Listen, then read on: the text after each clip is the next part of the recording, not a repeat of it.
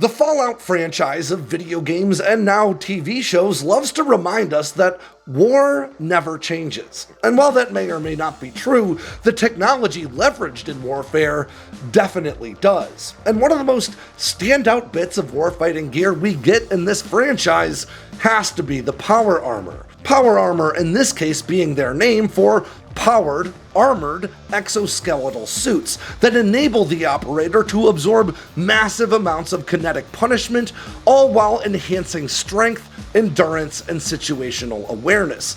And this is not a new concept to science fiction.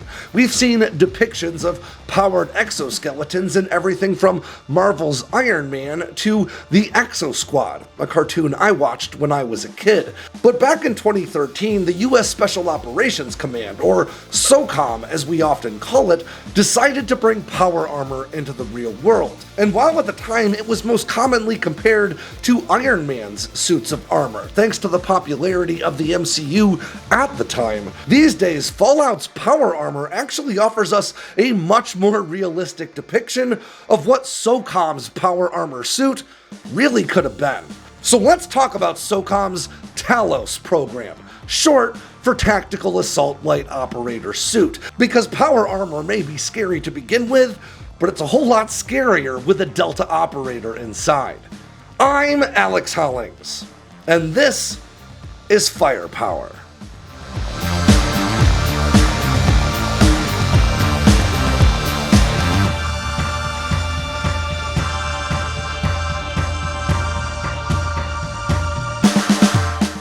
Ground news is an invaluable tool for staying on top of what's going on in the world, while poking a hole through the media bias that is so often present in modern media coverage. Ground news is an aggregator that collects stories published by outlets all around the world and places them all in a single easy-to-read feed. For every story you find on Ground News, they'll give you a brief summary of the topic and then make it very easy to compare headlines covering the same story from different news outlets, depending on their political affiliation. You can even use their location feature to see which countries are covering a story and which ones are giving it the silent treatment. And when you drill down into individual outlets, Ground News will give you their factuality rating based on the individual assessments of 3 separate news monitoring organizations. They'll even tell you who owns an outlet in case you're concerned that could influence their coverage. Here's a great example and a story I wanted to share with you anyway, about legendary F-16 pilot and now Lieutenant General Mark Sassville retiring. Now, Sass, you may recall, was one of 2 pilots, alongside Heather Lucky Penny, who scrambled their F-16s on the morning of September 11th, 2001, intent on intercepting Flight 93. But because there wasn't time to load missiles on either of their aircraft, Sass and Lucky agreed that they would sacrifice themselves, flying straight into Flight 93 with their F-16s to prevent it from finding its target. And while the heroic passengers of Flight 93 ultimately made that sacrifice themselves, the fact that Sass and Lucky did not hesitate and jumped straight into the cockpit for what they knew would be a one-way trip, all in the name of protecting other people, truly represents the best of us. And here on Ground News, we can see that only 9 news outlets have covered the story so far, including 5 left-leaning outlets and only 1 right-leaning one. And if we scroll down the page just a bit to the bias distribution, we can see that this story is a bit of a blind spot for everybody, but in particular, right-leaning outlets. And this bias distribution metric really matters because bias in news coverage isn't just about how stories are covered, it's also about which stories are covered and which aren't. And you can use the blind spot feature on Ground News to help you find stories like that are getting a lot of traction in one political sphere and not the other. And if you want to use Ground News like I do, I can get you a great deal. Just go to ground.news/sandbox with 2 X's or follow the link in the description below to get 40% off the same Vantage plan that I use every day. Again, that's ground.news/sandbox with 2 X's to get 40% off their Vantage plan to help you stay on top of things.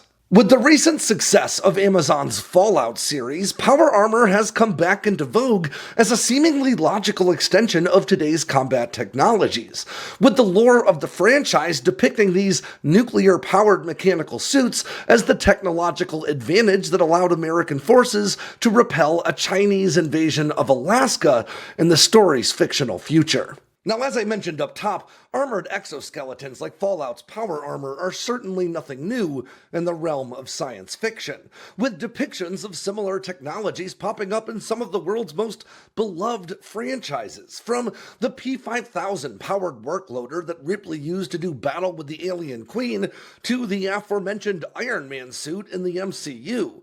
But between 2013 and 2019, the US Special Operations Command aimed to pull this tech off of the big screen and inject it straight into combat. And while the effort ultimately failed to produce America's first truly functional power armor suit, it did nonetheless help shape the future of warfare.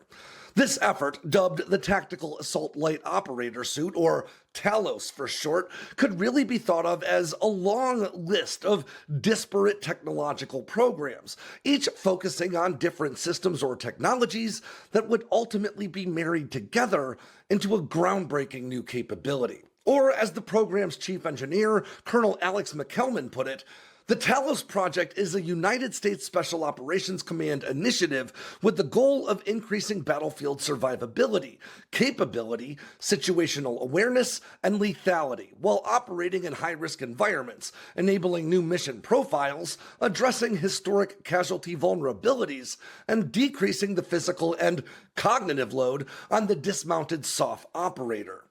The end result, legendary SOCOM Commander Admiral William McRaven believed, would not necessarily equip every special operator in the field, at least not yet. Instead, it would be an extremely potent tool in SOCOM's toolbox, meant to be used by operators tasked with some of the most dangerous operations, like being the first through the door when clearing enemy compounds.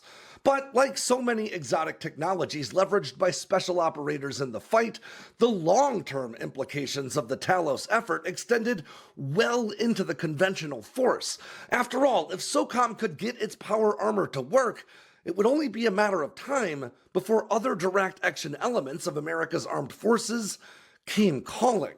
In order to overcome the massive engineering challenges associated with fielding real-world power armor, SOCOM took a different approach to its development than most defense acquisitions. Conventional acquisitions involve first identifying requirements and then identifying the right firms to meet those requirements.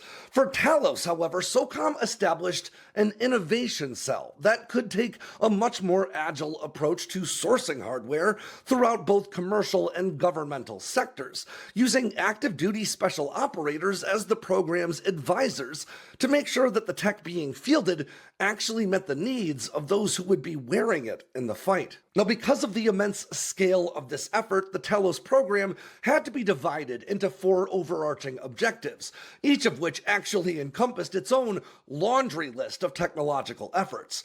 The first of those 4 objectives was increased survivability, which included efforts to improve the ballistic protection of helmets, provide more ballistic protection to vital areas of the body, create flexible but similarly protective armor for extremities, and find ways to reduce the operator's visual, acoustic, and even electromagnetic signatures.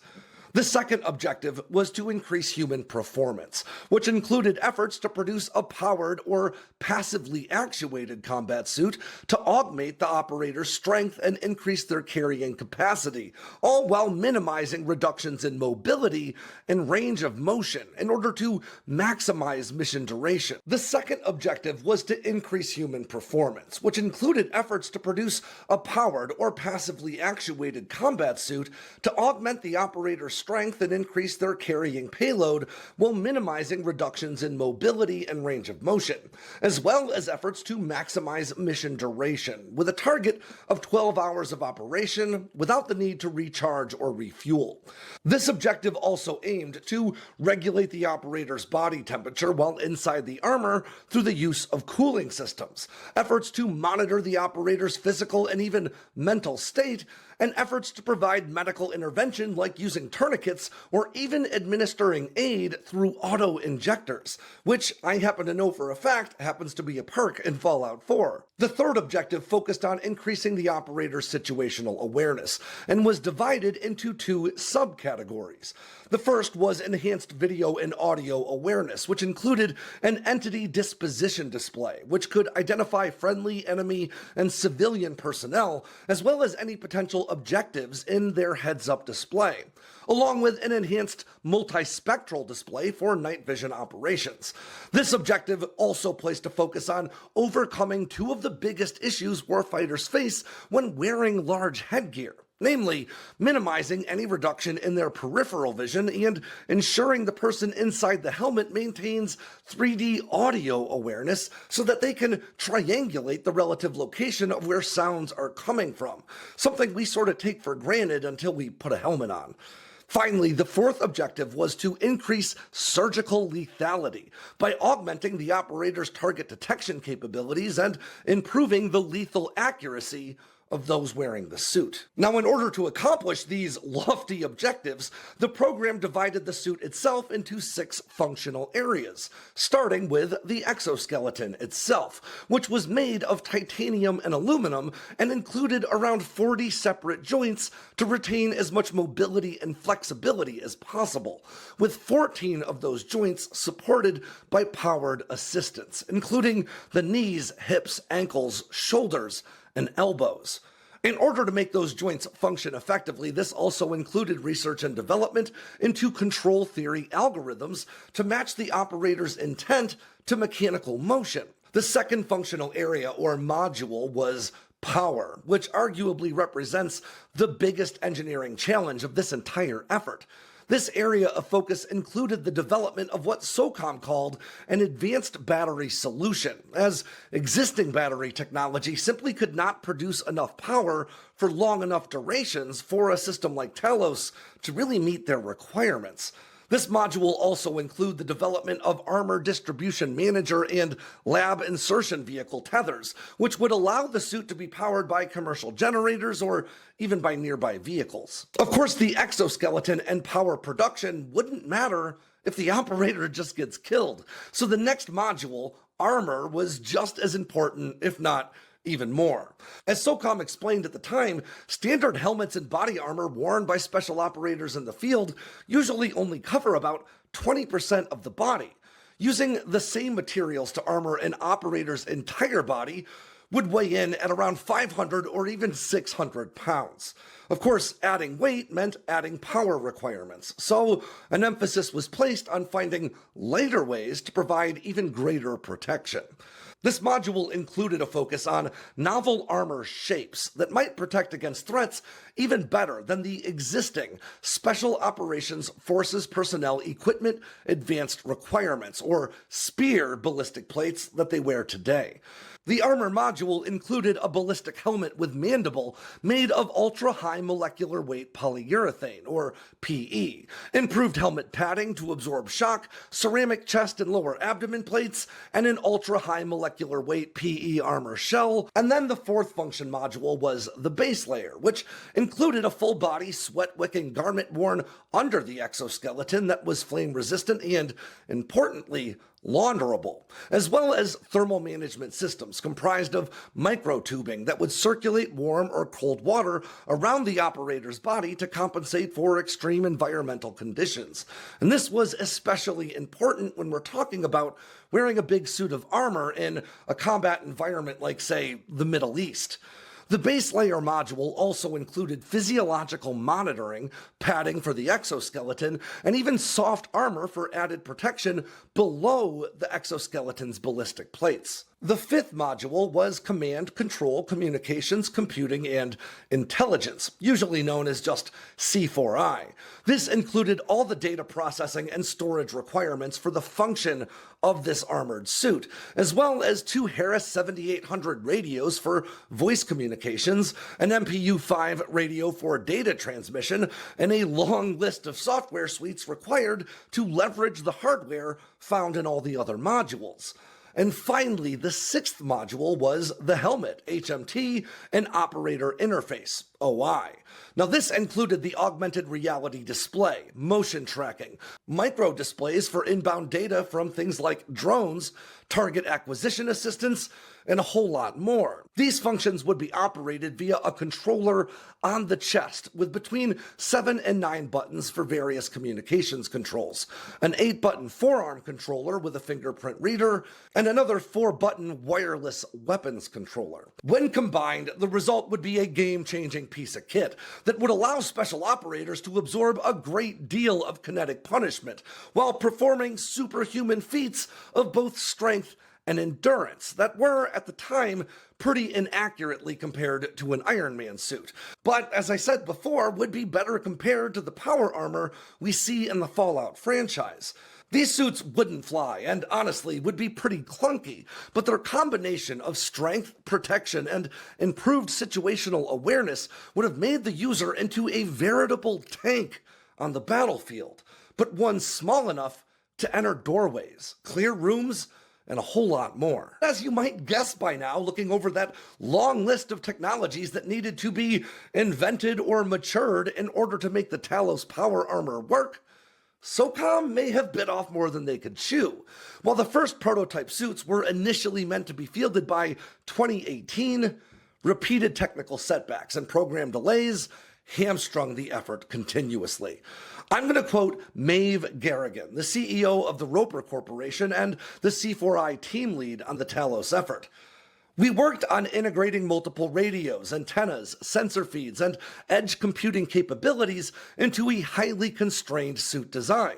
Not only was it highly constrained in size and weight, it was constrained on power. The exoskeleton, which supported the armor and moved the suit, was very power intensive. Every ounce added to the suit had an outsized effect on the power needs and size of the exoskeleton. That's just the laws of physics.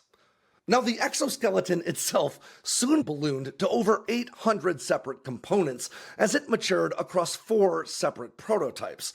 An early estimate suggested that the overall TALOS armor would require something in the neighborhood of maybe 3 to 5 kilowatts to power for 12 hours of operation. Now, that's enough to drive a Tesla Model 3, for instance, for roughly 25 miles, and this would require an incredibly energy-dense battery that was small and light enough to be carried on a bipedal suit. An early estimate suggested that the overall armor would require something in the neighborhood of 3 to 5 kilowatts of power to support 12 hours of operation. Now, that's about enough to drive a Tesla Model 3 for about 25 miles. This would require an incredibly energy-dense battery that's small and light enough to be carried on a bipedal suit, a technology that just didn't exist at the time. This time, I'm going to quote Trish Elker, Lockheed Martin's exoskeleton program manager, who was also involved in this effort. Exoskeletons consume power based on a wide variety of factors having to do with what function they're performing in operation and how much they weigh. For instance, running consumes more energy than standing still, and a heavier exoskeleton will consume more energy to move than a lighter exoskeleton. The power hurdle is particularly challenging because missions that are only expected to last minutes or hours can sometimes extend for days. While Elker did seem optimistic at the time, a subsequent analysis released by the Center for New American Security was less so. Based on their findings, the current state of technology simply could not support the intense load-carrying capacity that TALOS would require to meet SOCOM's needs. Despite these challenges, however, SOCOM also remained optimistic by May of 2018, some 4 years into the program and right around when they were supposed to be fielding their first operational prototypes. That month, SOCOM announced that they would debut an operator-clad, their operational exoskeleton, within a year. But less than a year later, SOCOM had to acknowledge that their effort, while promising, was still a long way off from meeting its goals, in large part because of those power limitations. This time, I'm going to quote SOCOM's acquisition executive, James Smith. When we get the exoskeleton here in a few months, we will have the best exoskeleton in the Department of Defense. It will not be something our operators will feel comfortable putting on in a close combat environment today. So moving, shooting, communicating in the face of enemy fire, not quite there yet. And then, just a few months later, in February of 2019, the TALOS Power Armor Initiative formally died, with SOCOM's release stating plainly that, and I quote, "The prototype itself is not currently suitable for operations in a close combat environment." But that wasn't quite the end of the story. While the overall effort failed to field a combined suit of Fallout-style power armor, the long list of developmental programs encompassed within that TALOS initiative did lead to several technological breakthroughs that each offered a great deal of value all on their own. Among them was a lower body exoskeleton that could dramatically increase performance and endurance. I'll quote Smith again. "I have one operator that ran a 4-minute mile. I forgot how many miles, but it was more than one. This operator could not do a 4-minute mile before that." The program also produced a new lightweight polyurethane body armor, new thermal management technologies, a number of new sensors meant to monitor an operator's physical responses to their environment, and even a new small arm stabilization system that can help improve the accuracy of operators in combat. Like so many defense programs that ultimately fail to manifest as operational capabilities, the inclination is to dismiss the 5 years and $80 million spent on TALOS as both time and money wasted. But reality is a lot more nuanced than that. The technologies developed and matured through this program have gone on to become the basis for some new programs and vital elements of others. Some of the most important, SOCOM contends, are in the realm of advanced communication links and augmented reality displays, and that's technology that we continue to see mature through efforts like the Army's Integrated Visual Augmentation System, or IVAS, that we actually have a whole video on. It's sort of like the Apple Vision Pro for combat. This time, I'll quote Army Colonel Alex McHellman again, the director of SOCOM's Joint Acquisition Task Force. "We are using this TALOS project as a foundation to launch us into that research, and all the lessons we learned and the tech that we have seen is our opportunity to use that as a springboard.